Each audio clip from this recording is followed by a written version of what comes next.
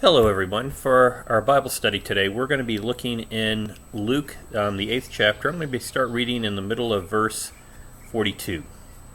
It says, "As Jesus was on his way, the crowds almost crushed him.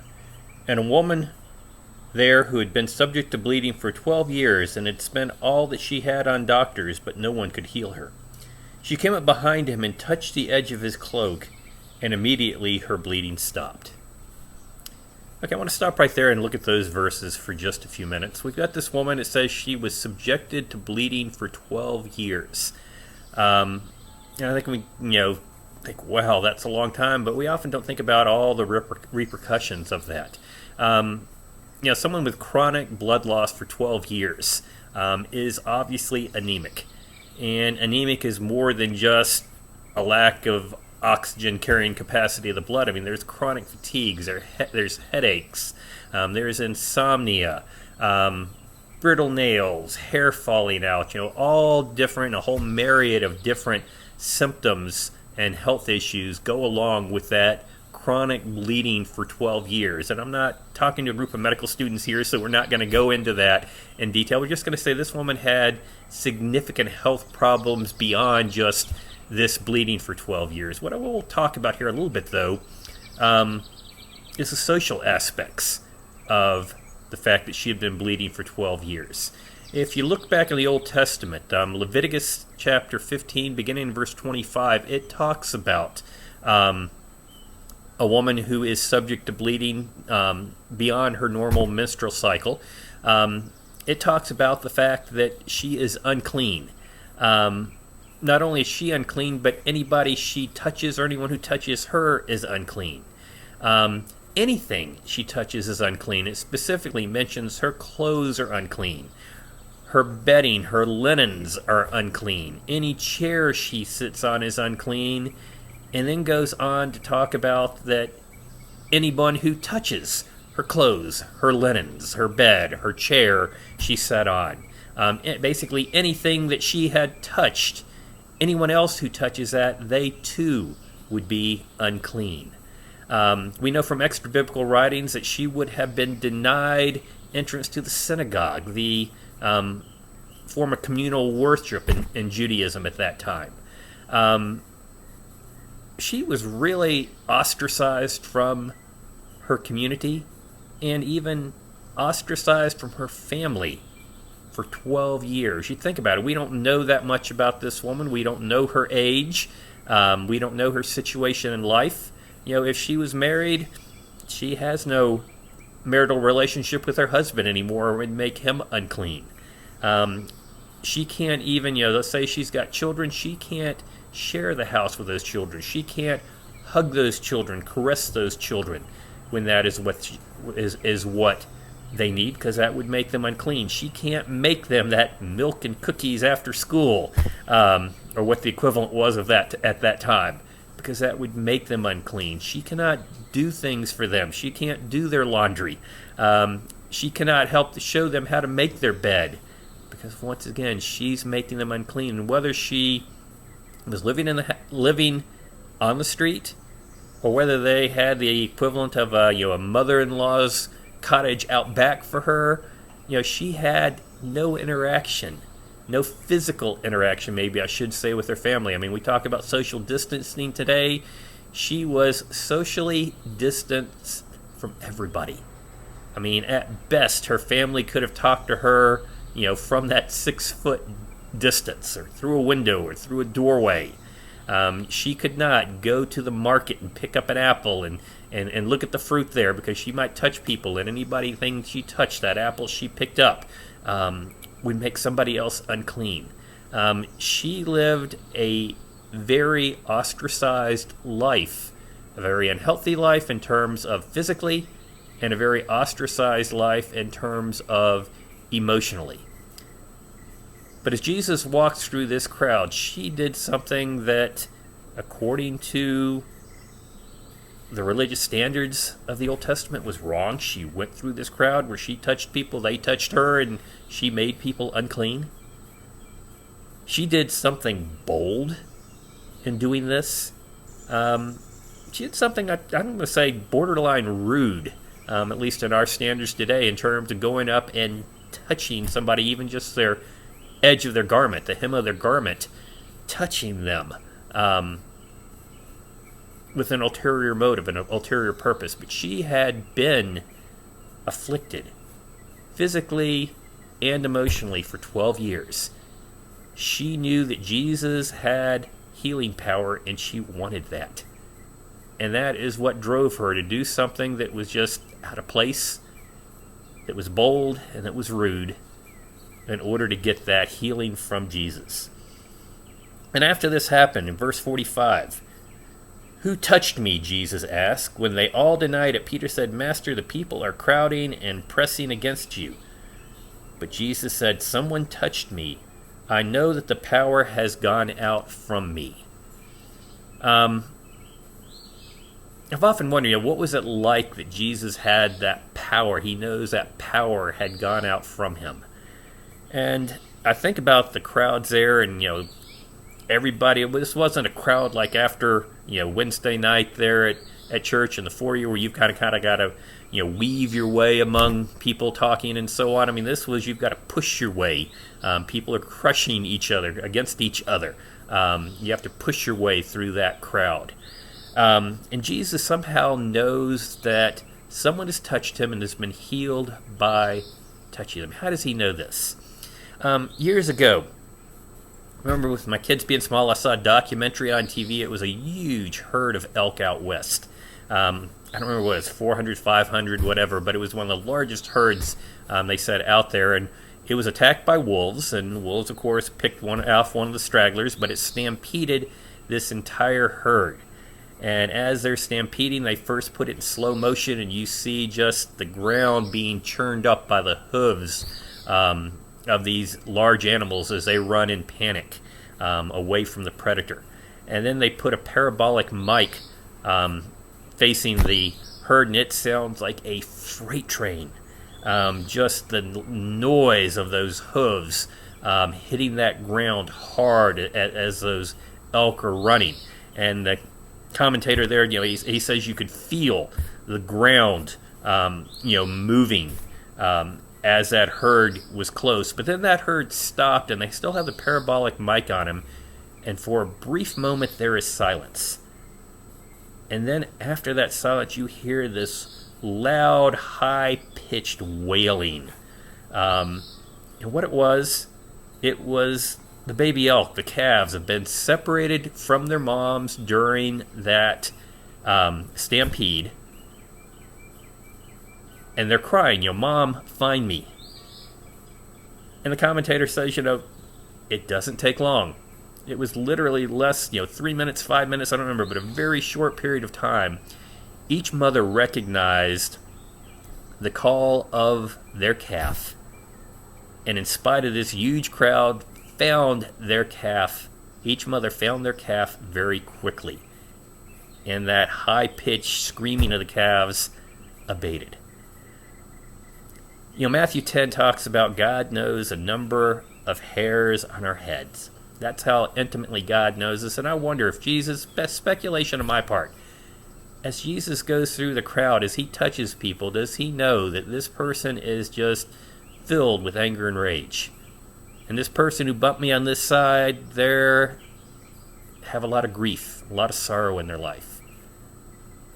This one over here, they're dealing with a situational depression. And this one here, whoa, they were bleeding, they're sick, they touched me, and they're healed. I don't know if that, is how he knew that power is out there. I like that, go beyond what's written a little bit sometimes and put my own supposition in there. And I would like to think that God knows us. Jesus knew us. Jesus knew the people around that intimately and could sense it that greatly. And that is how he knew that power had left him. Verse 47 said, "Then the woman, seeing she could not go unnoticed, came trembling and fell at his feet. In the presence of all the people, she told why she had touched him and how she had been instantly healed. Then he said, 'Daughter, your faith has healed you.'" when I look at this right here, I mean, this woman did not want to be recognized. She did not want to be known. Everything she did secretly, and she hoped it would remain secret. When Jesus called her out, she came, it says, came trembling and fell at his feet. As I looked at this, I said, why did Jesus call her out? She did not want to be the center of attention. She did not want the crowd to know what had happened. And it doesn't say why. Is it because she went through the crowd and she made many people unclean? It doesn't say that, she was just that major introvert that, could not do any public speaking or be in public or be publicly recognized, something like that. But it just says she was so scared that she came trembling and fell at Jesus' feet. Why did Jesus not honor the fact that she wanted to remain unknown? I mean, it could have been, he couldn't find her. He knows the power has gone out, and 10 verses later, whatever, here in the chapter, he sees her again and, talks to her privately, talks to her without the crowd, and, and says the things that he needs to say to her. It could have happened that way, but why did Jesus call her out? If I was teaching this class live, I'd have a PowerPoint up or writing up on the whiteboard. Why did Jesus call her out? And think about that. Come up with your reasons why. I would encourage you even to pause the video right now and think about that. I've come up with, I had 3 reasons. I'm going to present 2 right here. The thing I love about if I was doing this class live with the maturity and knowledge and wisdom of the people in the congregation, I'd probably come up with half a dozen different things in terms of everybody contributing different reasons why. I'd like to share 2 reasons why I think, potentially Jesus might have called her out. The first one is just simple and straightforward. He just wanted to commend her for her faith. He wanted to show others, wow, this is a great testament to faith. I mean, Jesus often commented about the faith of people who came to him, the faith they had in coming to him, that he could heal them, that he could heal their children, or whatever the case may be. And so, we don't have an example. We have plenty of examples of people coming to Jesus, either calling out to him, falling at his feet, begging him, but coming to him and, verbally, in one way or another, asking for healing. This is the only example we've got of someone whose faith was there, that all I've got to do is touch the hem of his garment and I'll be healed. That uniqueness there, it could have been something Jesus wanted to call out because he wanted others to imitate that faith. The other thing I've got is a little bit deeper in terms of one reason why I think Jesus might have called her out. There are many things that we think of as being private. I mean, the pain that we're going through, the grief, maybe a situational depression we're going through,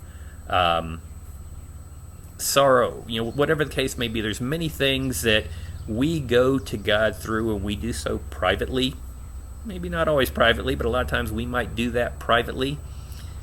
But even the healing, the forgiveness, the restoration, whatever, when God answers those prayers, we think of those as private matters, but really things that we often hold as private, they still have a public aspect to them. If I am burdened with grief, if I'm burdened with sorrow, if I am filled with rage, that's evident in my interactions with each and every one of you. And indeed, when I get past that, when God brings me past those things and provides healing, forgiveness, whatever, that also should be evident in my life. But I believe it goes beyond that, why Jesus wanted this to be public. The things that we go through, that God allows us to go through, he does so, we often say, because he wants us to grow, he wants us to mature beyond those things. But I also believe he puts us in those situations because he wants us to be able to minister to others about what we've gone through as they go through similar things. A few years ago, after Wednesday night, a brother in the congregation, I was talking to him, and there was a lot of grief, a lot of anger. As he was talking, it was the anniversary of his father's death, and he had not been able to physically be there when his father was dying. And he had been on the phone with his father just a short period of time, within an hour or so prior to his death.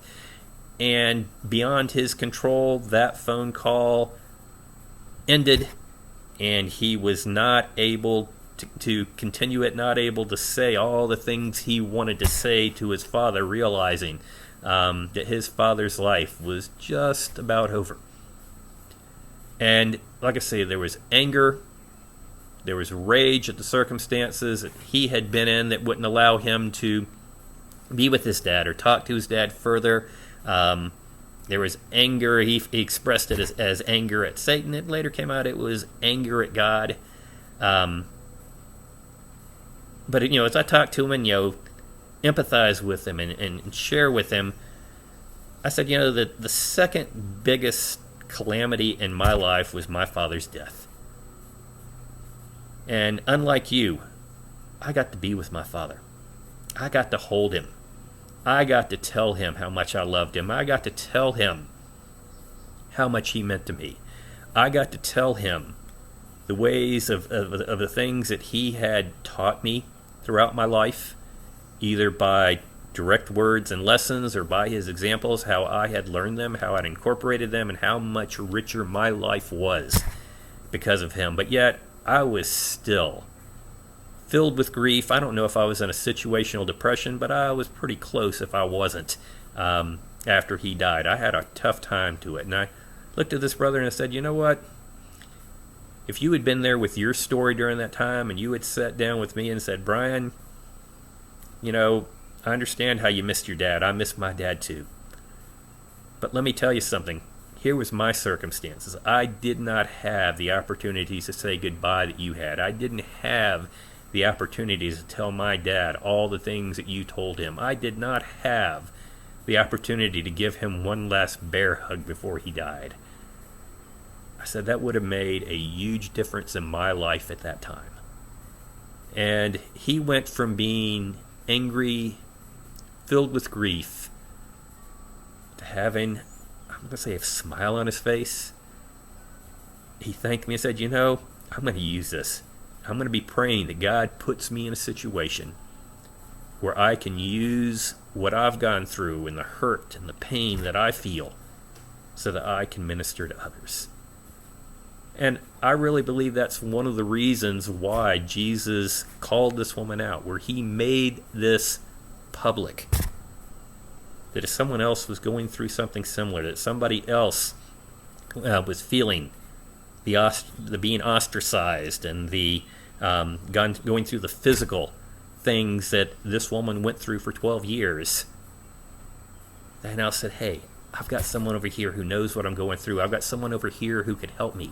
I've got someone over here who can empathize with me the way that no one else can. And that's really, I think, the biggest lesson I learned from this set of scriptures right here. I want to thank you for the time you spent with me here and pray that you have a good day. Bye-bye.